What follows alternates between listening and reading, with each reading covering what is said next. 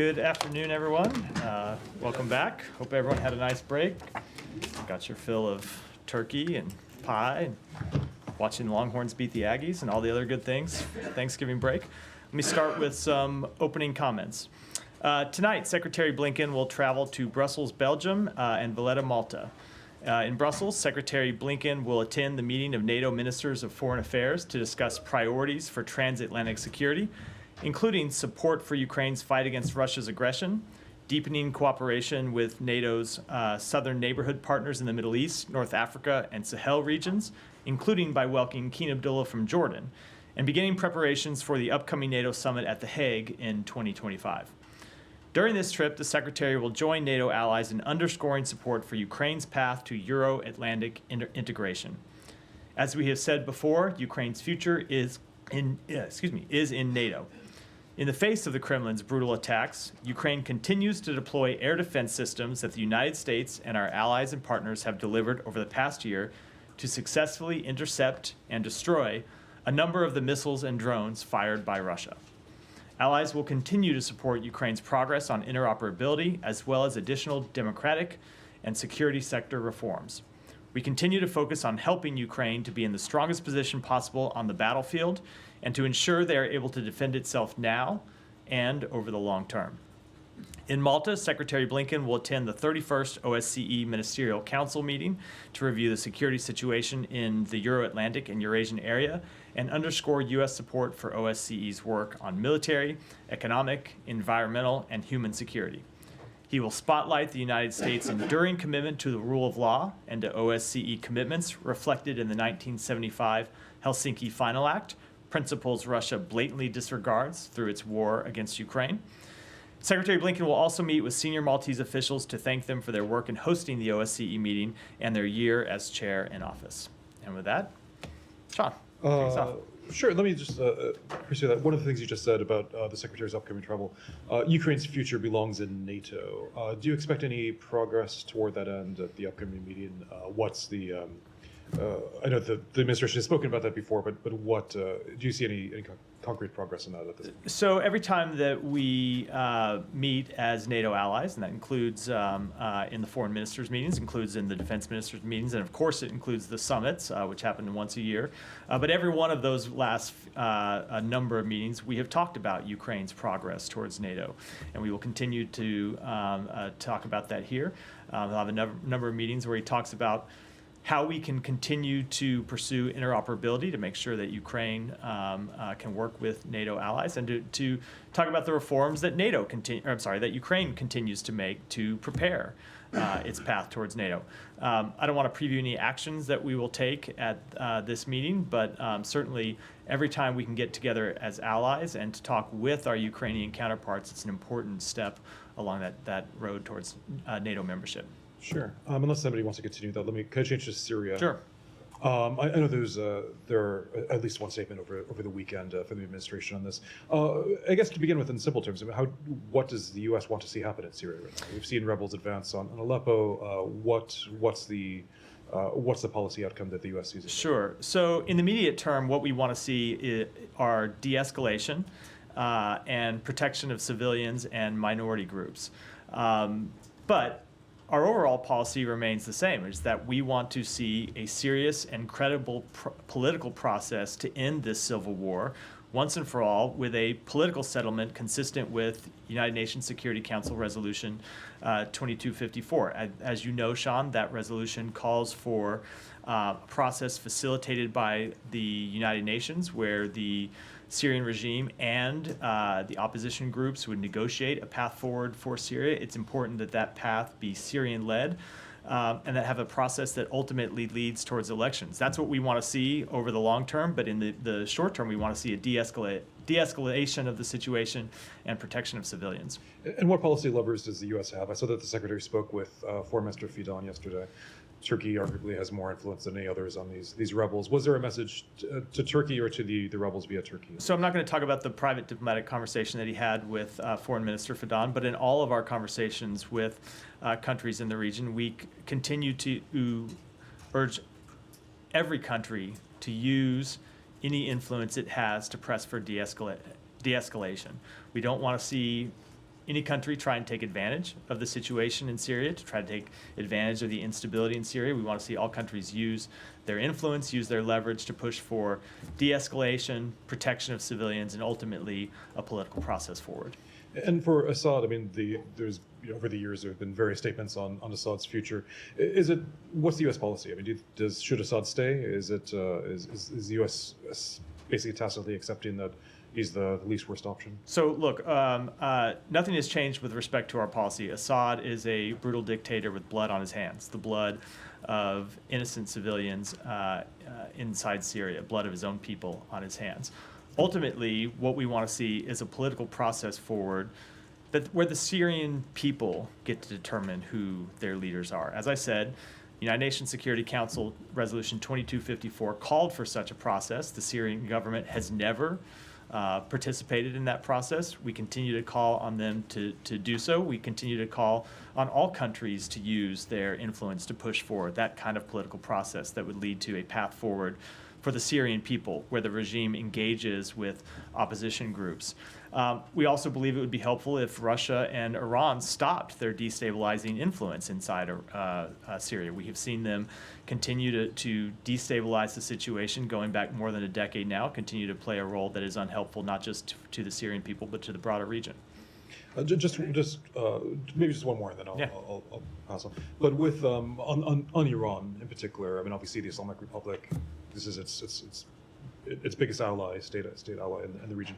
I mean, does the U.S. want to have any sort of break? Does it see that as possible, a break between Assad and the Islamic Republic? And has there been any dialogue or any offers to try to further that goal? So certainly we want to see Iran stop the destabilizing influence that it has inside Syria, because we're not talking about diplomatic relations between Syria and Iran when we talk about the nature of that relationship. We're talking about Iran continuing to fund and to arm and to back attacks on the Syrian people, something that they have done for some time, in the same way that Russia has done.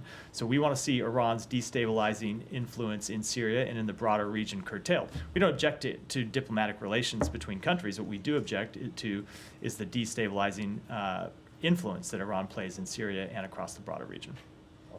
Yeah. Just to come back to follow up on the sanctions question, or the Assad question.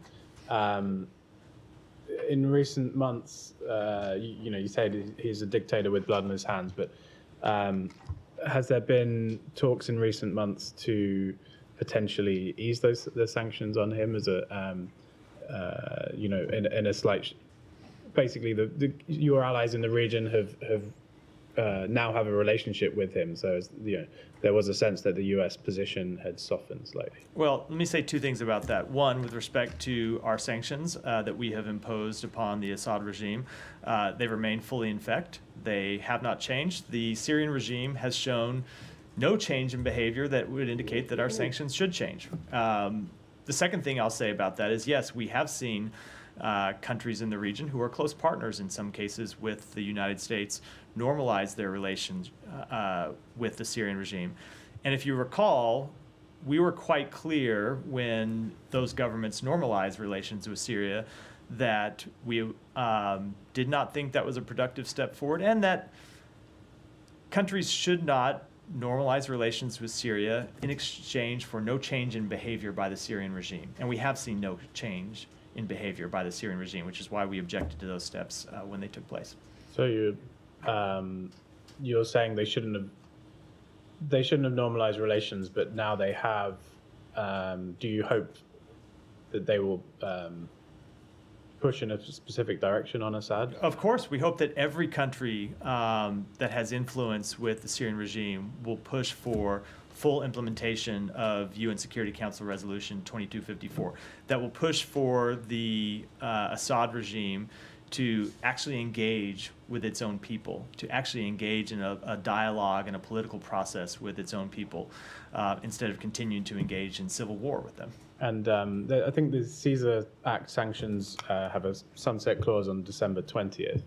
I think that's down to lawmakers to renew that, but what's the administration's position, will you be asking for those to be renewed? So I can't preview any steps today that we'll take with respect to Congress, but all of our sanctions, including the mandatory sanctions under the Caesar Act, remain fully in effect today. Just to clarify, I think the previous U.S. government position on Assad had been that he has to go.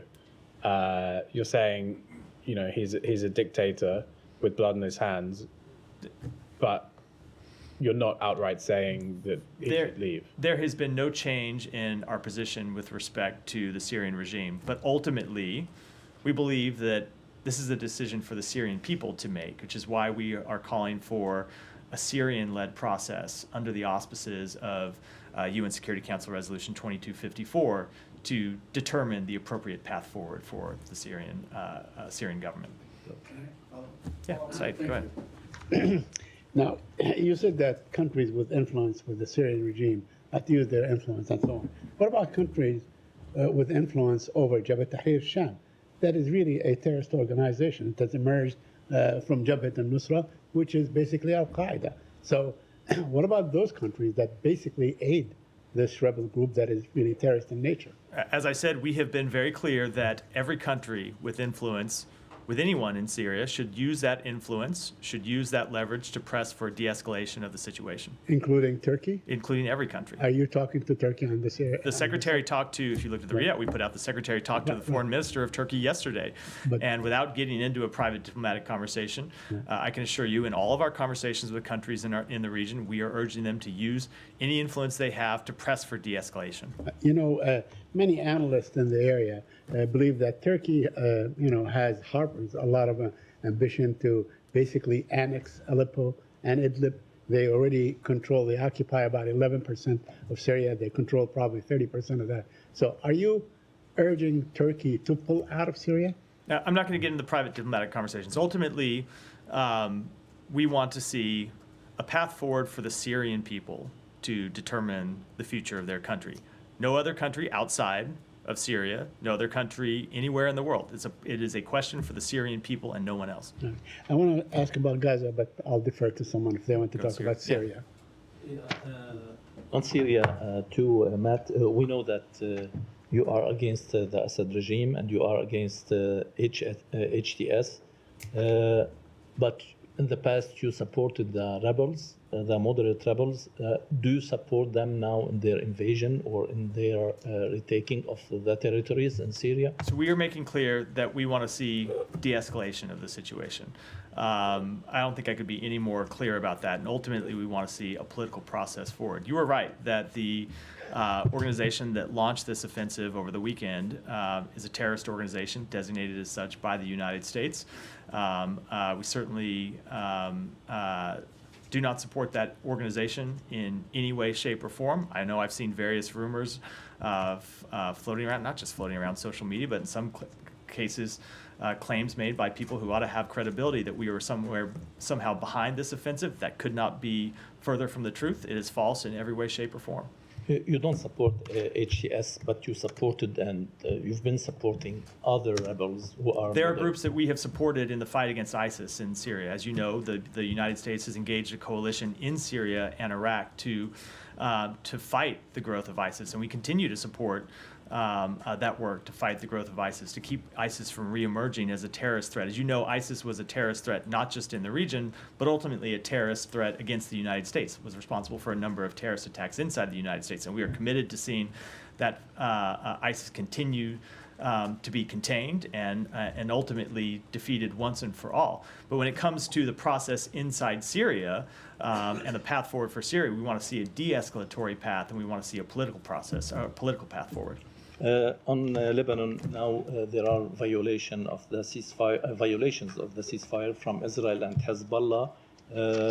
Are you aware of that, and what's your assessment of the ceasefire? So let me say this about the ceasefire that went into place last week after fairly intense couple months of diplomatic work by the United States, led principally by the President's special envoy, by Amos Hochstein, but engaged really by people throughout the government to get over the finish line.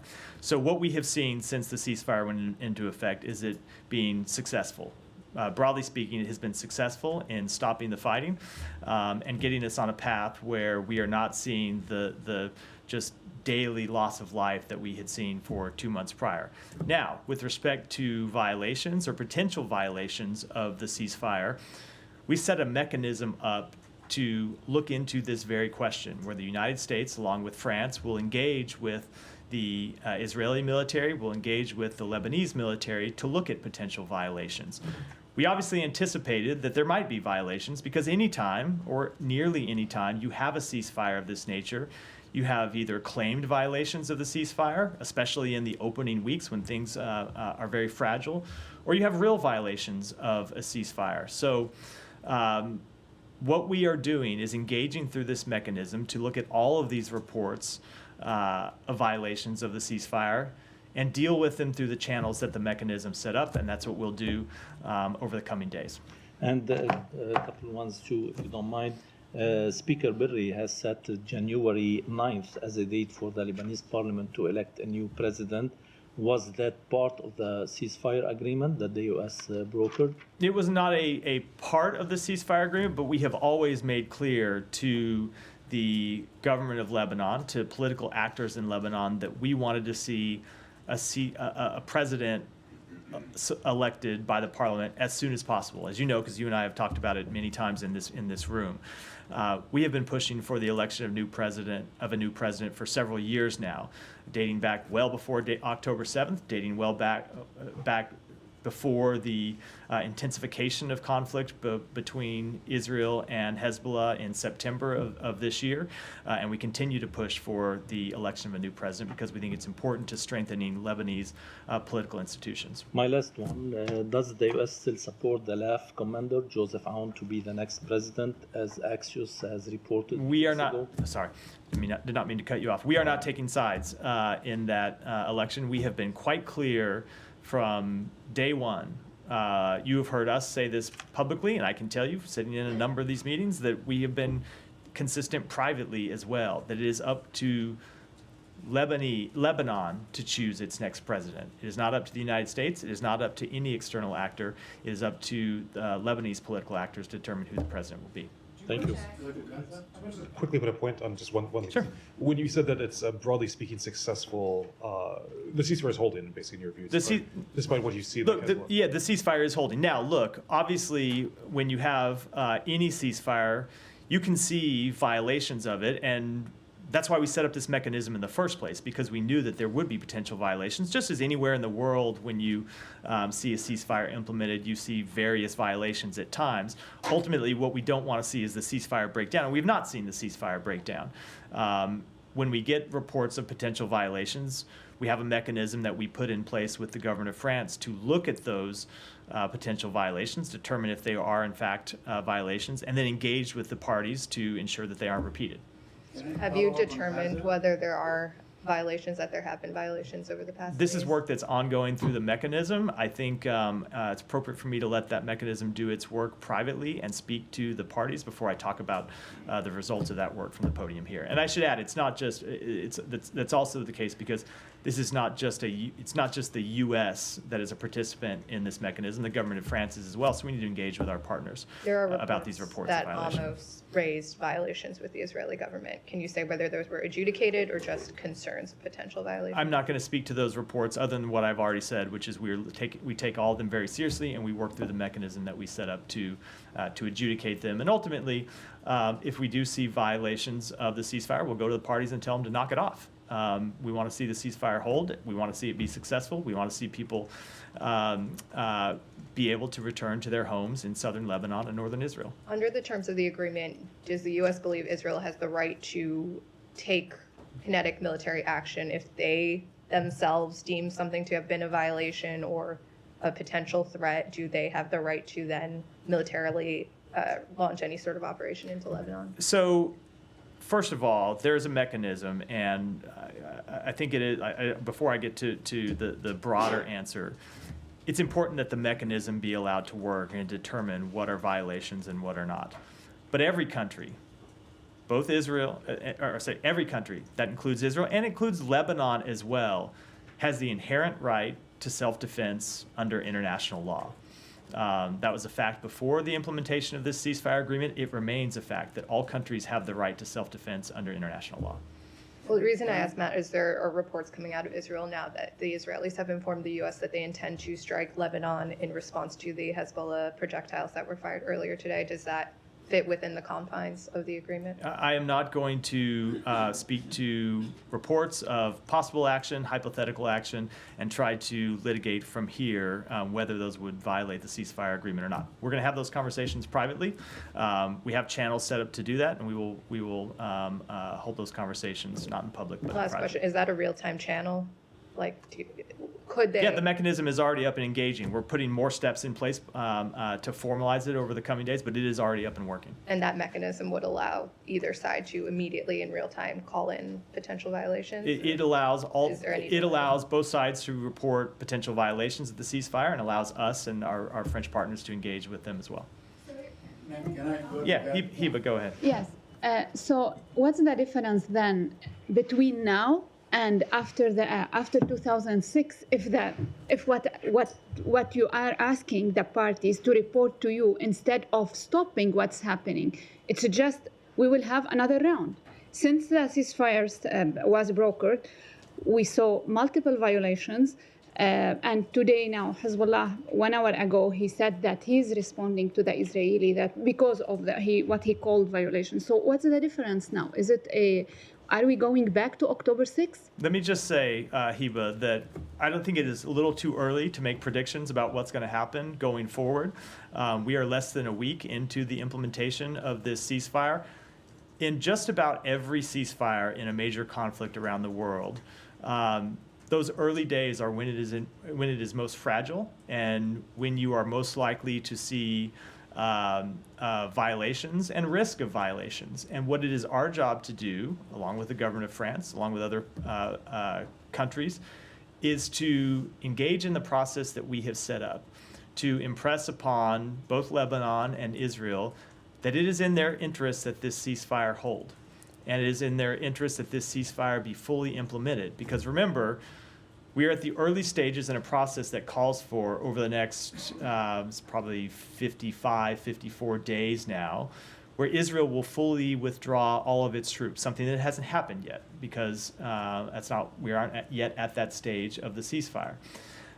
For that to work, we have to see a continued broad holding of the ceasefire. We need to see the mechanism work work through its procedures to make sure violations are reported and dealt with as they should be, and that is an important difference from the ceasefire in 2006. And then we need to see Lebanese forces deploy to south of the Litani River in a meaningful way. Also a difference between the ceasefire that was brokered in 2006. So those are the meaningful differences to answer your question. But we are less than a week into this. I think it's a little too early to make judgments about what the future is going to look like. Okay, I want to ask again about Syria. Just be patient. I swear. I come to you every day. You know I'm going to come to you. Hold your horses a second. Just about Syria and the sanctions. I know you've been asked this question and you gave your answers, but since on December 20, either you will renew the Caesar sanctions or not, are you open to lift the sanctions on Assad in condition to cut his relations with the Iranian? This is the question. We have seen no change in behavior by the Assad regime. We have no indication of change in behavior by the Assad regime. Let me just answer the question broadly about all of our sanctions. None of the sanctions that we impose are ever meant to be permanent. We impose sanctions as a consequence for behavior taken by other countries, taken by other entities, taken by other actors. And we want those entities and actors to change their behavior. And anytime a country changes its behavior, we are open to changing our sanctions posture. That's not a statement about Assad. That is a statement about every actor in every country in the world on whom we have imposed sanctions. But that said, we have seen no indication that the Assad regime is prepared to change its behavior, and that is why all of our sanctions remain in place. What if you have guarantees, some of your regional partners telling you that we can guarantee that he will cut relations with us? Are you open? I mean, this statement signals that you are open. No. First of all, I've made very clear the statement did not signal anything. The statement was a broad statement about why we impose sanctions and why we change our sanctions. But we only change our sanctions when countries change their behavior. And we have seen a long history of the Assad regime refusing to engage in the processes outlined for it by the United Nations, and continuing to commit violence against its own people, continue to engage with the Iranian regime that supports terrorism around the region. And so because the Assad regime has not changed its behavior, we have not changed our sanctions policy. Now, if it changed its posture, I'm not even going to get into hypotheticals.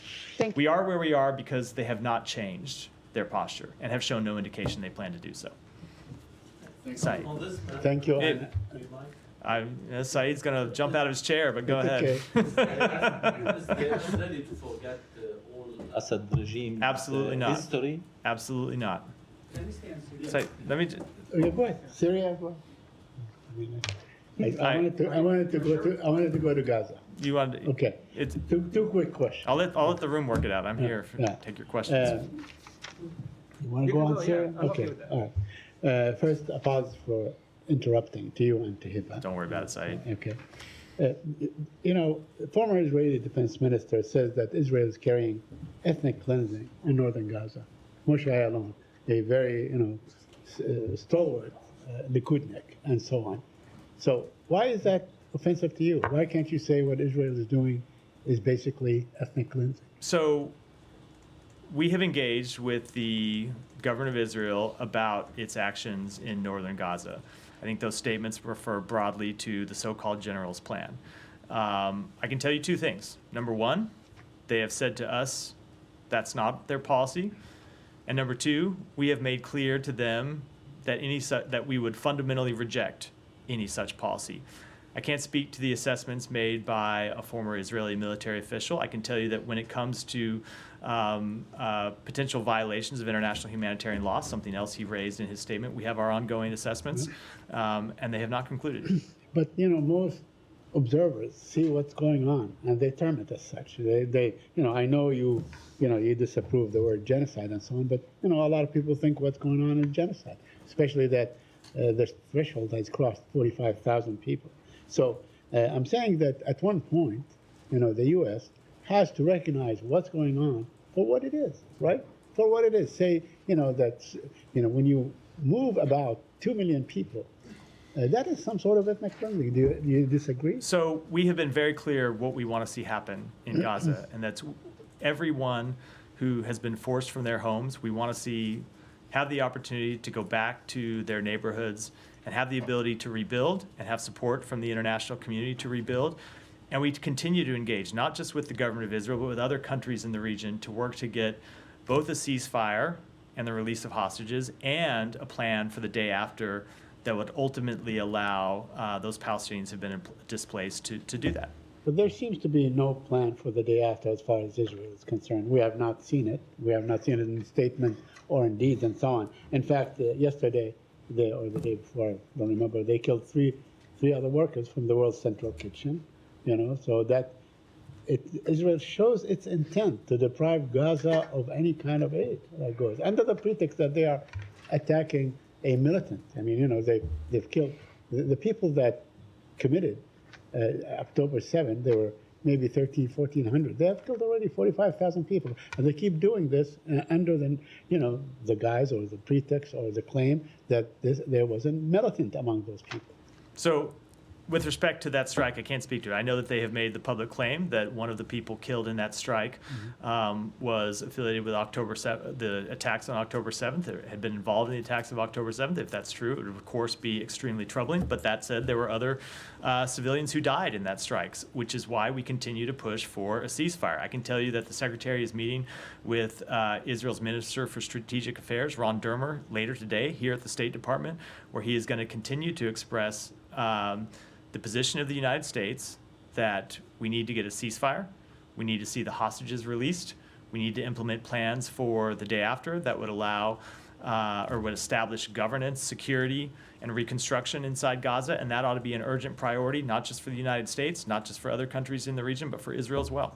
Would you demand to look at the evidence that Israel claims to have used in killing the kitchen, central kitchen, the world's central kitchen. It's a Washington-based organization. Look, we think that barring any unique intelligence sensitivities, that's evidence that they ought to make public for the world to see. And you think they will? No, I'm not going to make any predictions about the future. Thank you. Thank you, Matt. Going back to Syria. The U.S. designated terrorist group, Tahrir al-Sham, they controlled almost all Aleppo city. But there are some areas like al-Sharafiyya and Sheikh al-Maqsoud, which these areas are under control of the SDF, the U.S. partners in the region.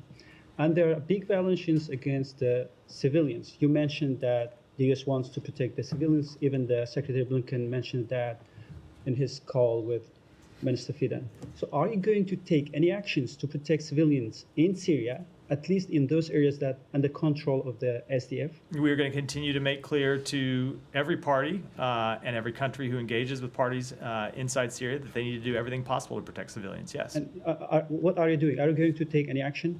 Because What do you mean forces action? there- You have forces there. If these groups are going to those areas that We have under forces control- there to participate in the coalition against ISIS, to prevent ISIS from reasserting itself inside Syria. But I can tell you in all of our engagements inside Syria and everywhere in the world, we push every party that we engage with to do everything possible to protect civilians. And there are tons of footage that shows the violations against people, women, and even these militants. They wear the ISIS clothes and they raise the ISIS flag and logos.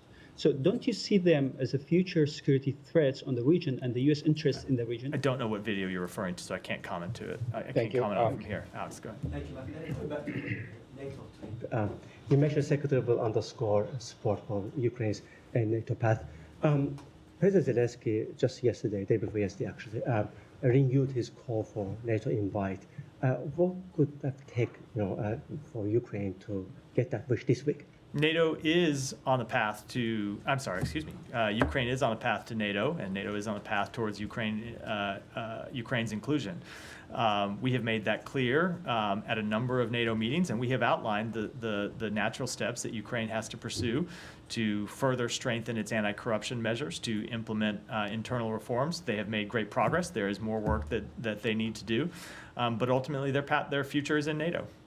I'm sure you have also seen President Zelensky's comments on to stop the hot stage of the war, to basically discuss, to bring, let's say, non-occupied portion of Ukraine to NATO as soon as possible. Do you have any comment on that? No, those are comments for him to make, decisions for him to make, I should say, not for the United States. Thank you. We'll move to Georgia, if I may. I want to make sure the records reflect that as we speak, the Georgian Americans outside this building, they're protesting, they're asking for actions.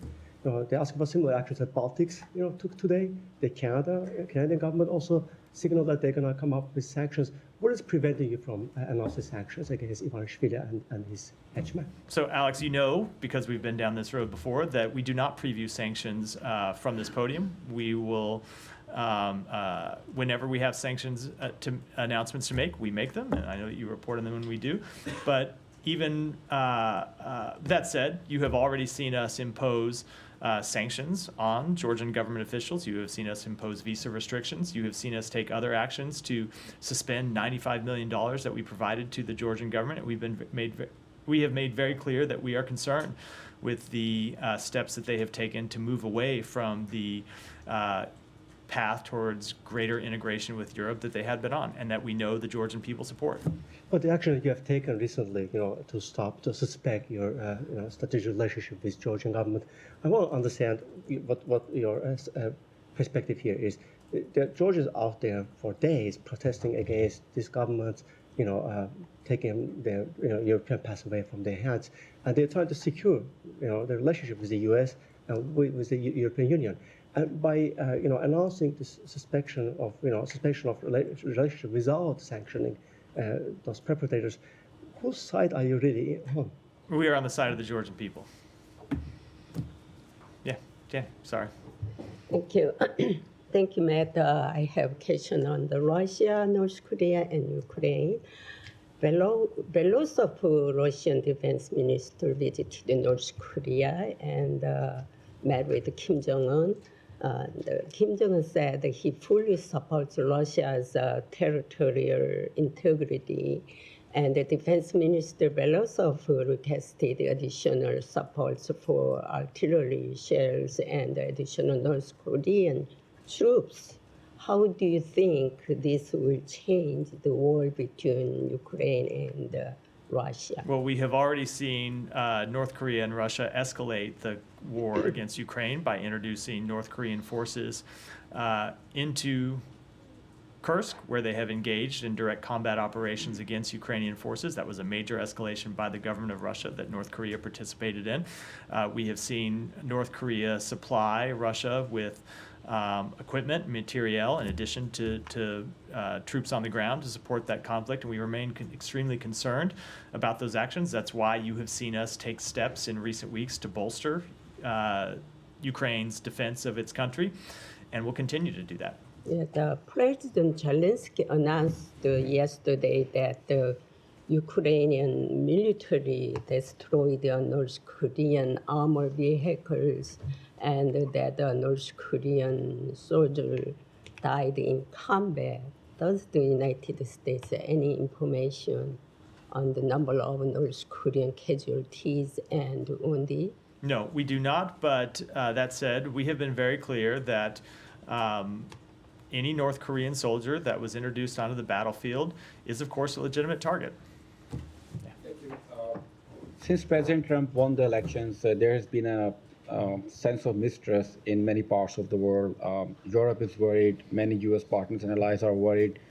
Even President Biden is worried. He just pardoned his own son, despite previously saying he would not do that. So I wonder if someone would try to bring that into the State Department briefing room. Something I in no way can comment on. But are you worried? Am I worried about what? About the world is changing and the midnight threatening tweets about U.S. partners. Look, I don't think it's appropriate for me to comment on the policies of an administration that has not yet taken office. We have one president at a time. I'm glad to stand up here and take questions about President Biden's foreign policy. And presumably, there will be a new State Department spokesperson on January 21 who can take questions about President Trump's foreign policy. After a series of terrorist attacks, Pakistan is ramping up a military operation against terrorists as more than 1,000 people, including security forces, were killed. Pakistani officials in their meetings with U.S. counterparts have requested state-of-the-art technologies such as communication interception tools, aerial surveillance systems, and others. Is the current administration going to provide these tools to Pakistan before the transition? Look, I don't have anything to announce at this time, but as we have said many times, we continue to stand with Pakistan in its fight against terrorism and violent extremism. The Indian External Minister Jaishankar recently met with Secretary Blinken in Italy. That was the first meeting following the indictment of businessman Adani and an Indian agent alleged involved in murder plot against 6 activists. Is there any discussion on that? I'm not going to get into private diplomatic conversations, but as you've heard us say before, we regularly raise in conversations with our Indian counterparts that case and the concerning implications from it. Yeah, go ahead. On China, do you have new information or updated numbers on North Korean troops deployed in Kursk to fight alongside Russian forces? I don't have any new number to provide other than what we said last week or late in the week before, which is we now seen upwards of around 11,000 North Korean troops deployed in Kursk. And is there any indication that China is taking measures to stop further fueling Russia's war on Ukraine following President Biden and Xi's meeting in Lima? We continue to think that they need to do more.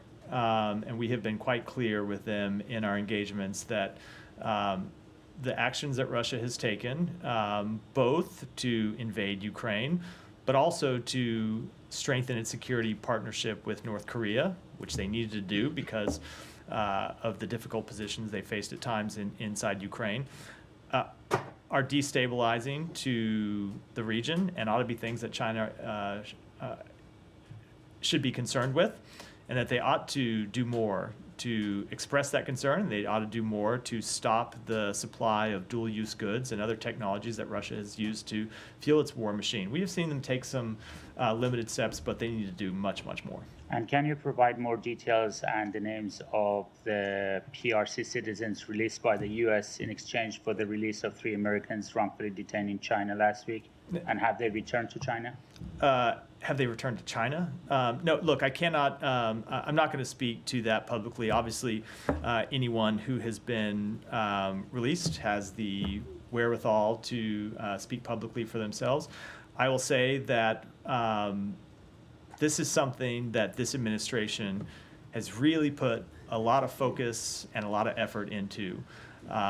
We have now secured the release of more than 50 wrongfully detained and unjustly detained Americans held around the world. I can tell you that in every meeting Secretary Blinken had with his Chinese counterparts, he raised the cases of Americans who were wrongfully detained in China and pressed for their release. And we were determined to get them released before this administration left office.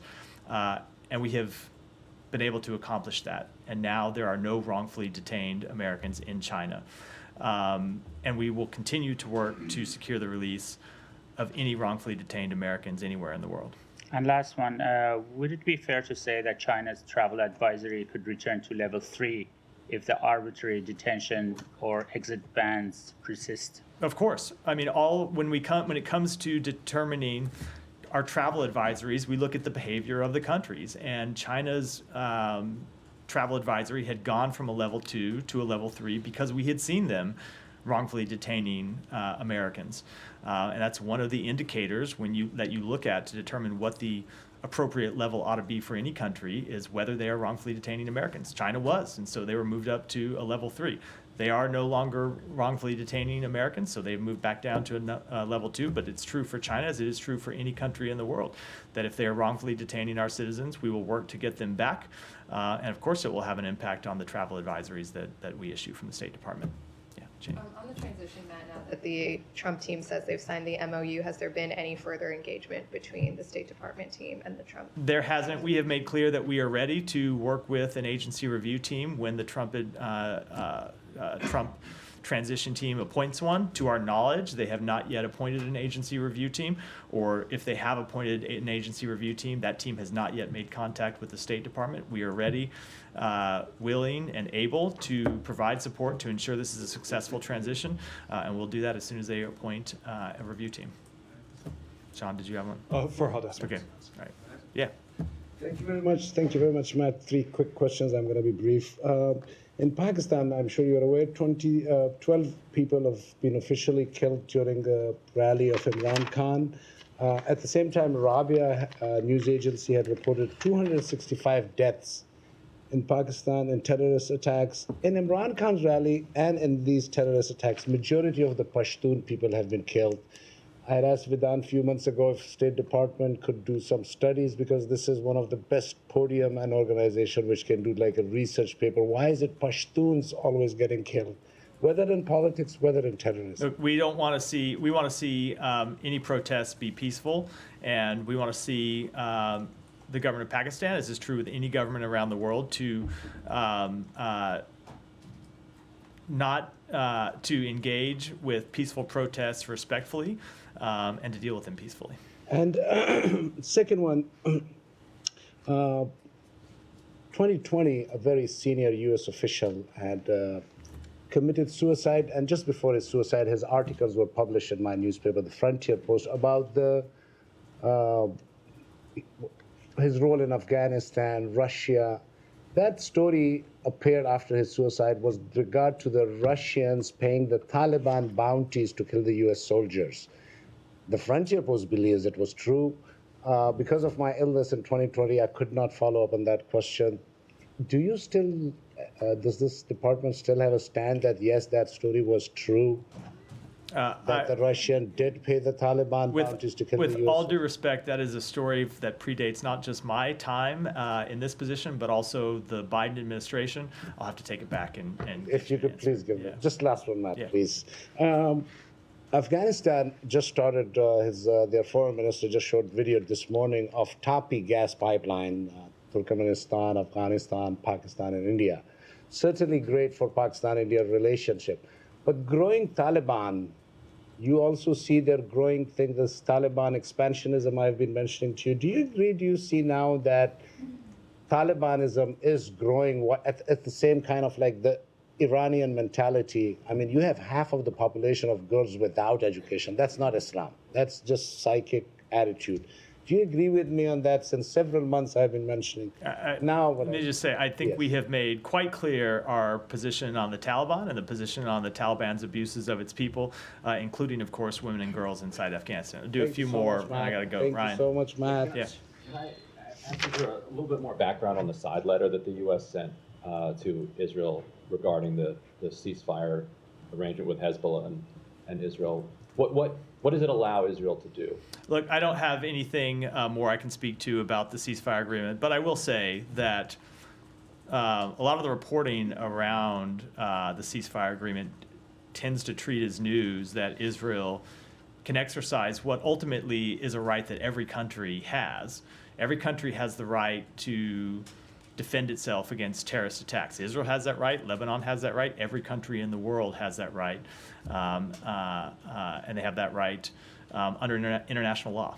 But the United States often characterizes Israeli attacks as defense. France says that Israel has violated the ceasefire 52 times at this point. But if they're just recouched as Israel defending itself, is Israel allowed to continue to attack Hezbollah as long as it says that was self-defense, that was self-defense? Look, as I said in response to questions earlier, we have a mechanism that we have set up to look at these exact questions and to look at reports of ceasefire violations and to determine whether, in fact, they were violations of the ceasefire, whether, in fact, if an incident was in some way justified because somebody had come under the threat of harm. And I'm not going to make those judgments from here before that group has the opportunity to work through these questions. That's why we set it up in the first place, so it could do so in a diligent way, and that's what they're going to do. But that said, we believe that it is in the interest of Israel and Lebanon that this ceasefire hold. Remember, when you look at it from Israel's perspective, the 70,000 Israeli citizens that have been forced from their homes don't get to return home if the ceasefire collapses. So it is very much in Israel's interest to see the ceasefire hold, and we're going to continue to press them to adhere to it. Would there be any additional consequences from the U.S. if Israel was determined through this mechanism to have broken the ceasefire? I'm just not going to get into hypotheticals from here. Go ahead, and Thanks, Matt. we'll end it there. Yeah. First housekeeping question. Shortly after the ceasefire was announced, the UAE's national outlet published what it said was the ceasefire agreement. Was that an accurate representation? I'm not going to speak to that publicly. We often see outlets report on various documents, sometimes that are final drafts, sometimes that are drafts along the way, but I'm not going to confirm. Is it not in the public interest to make sure everybody's towing the line to actually see what was agreed We to? have a vigorous monitoring mechanism in place to ensure that everyone toes the line, and we're going to enforce it. Last question, the correspondent banking agreement between Israel and the Palestinian Authority. Minister Smotrich said that he got a guarantee from the U.S. that they wouldn't take any further action at the Security Council against Israel. Were there any agreements, was there negotiations in place to get this correspondent banking agreement extended for a year? So we had really intense discussions with the government of Israel about extending this correspondent banking agreement. Much more intense conversations than should have been necessary. Obviously, the revocation of this agreement would have had disastrous effects for Palestinians in the West Bank. But the point we kept impressing upon the government of Israel is that it would have had disastrous implications for the Israeli public as well. It is not in Israel's interest to see further instability in the West Bank. It is not in Israel's interest to see the economy of the West Bank collapse. So it's incredibly frustrating that it took this long to get the government of Israel to extend this agreement for the year that it now did, something they should have just done through the regular course of business without any, let's call it, intense diplomatic efforts by the United States. Now, that said, with respect to the United Nations Security Council, we will continue to look at every resolution that comes before the United Nations Security Council and judge whether voting yes, voting no, voting abstaining is in the interest of the United States, and we will make our judgments based on that and nothing else. Last question. Yoav Yeah. Gala, any meetings planned at the State Department for him this week? I don't have any to announce. As I think you know, Secretary. I announced at the beginning of the briefing. Secretary Blinken is leaving tonight, so he won't be here the remainder of the week. I don't know whether he's meeting with other officials at the State Department while he's here. With that, I'm late for a meeting, so I got to wrap for today. Thanks, everyone. Thanks.